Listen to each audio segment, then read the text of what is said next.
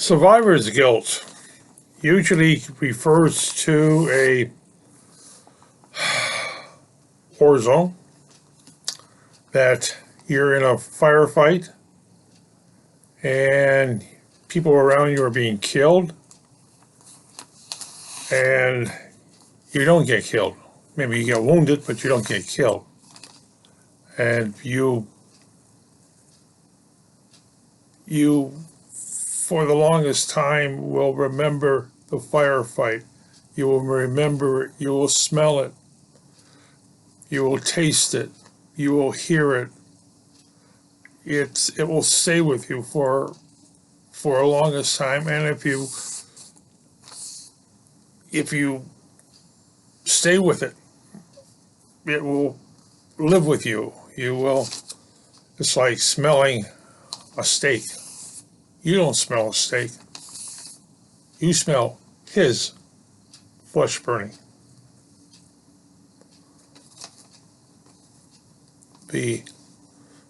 That is what is classified as survival guilt.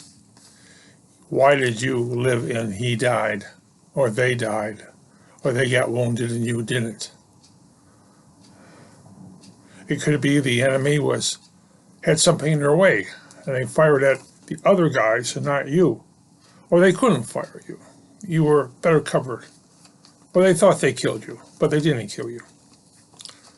But you're questioning why you survived. Well, you did survive. You didn't step on the IED.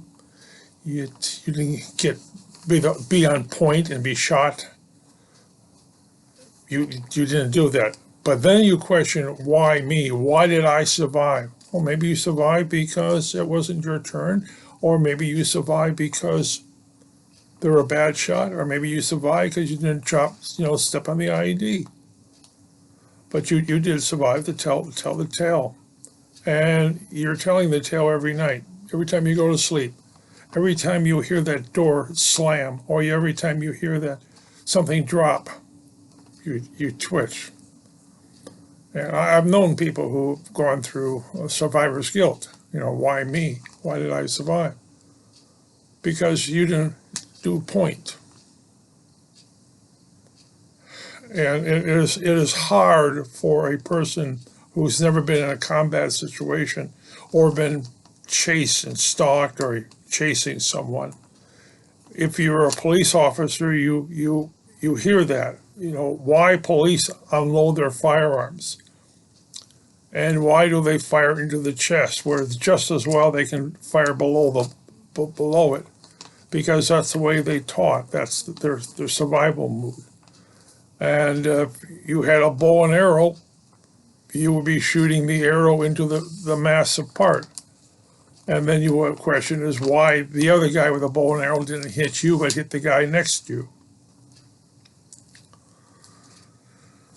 I'm quite sure that all the battles from the beginning of time, our time, since we slaughtered each other, or why weren't you run over by the elephant or Macedon? Why didn't the tiger attack you instead of your friend? Why did you survive when the boat tipped over and you swam to shore and your friend didn't? Things like that. Don't feel guilty. You're here. You can tell the story. I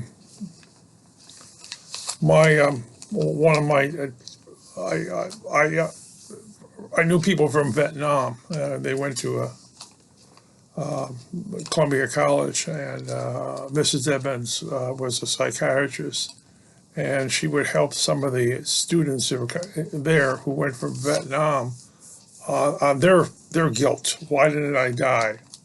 Why did I do this? And they would tell the stories, like, oh my God, something they never expected to run into, but they ran into. What they did, what they felt, what they feared. And she would say she had a brother who went through in Korea, and he came pretty well messed up, just like the guys in Vietnam. They saw stuff and did stuff they would never have done anywhere else. And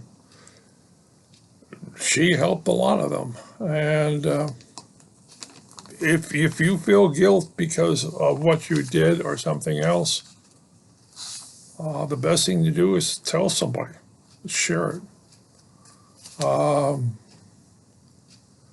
Share somebody in the military who's a psychiatrist, because he's heard the stories before, or he may have even been there. And many of these psychiatrists in the Army have been there.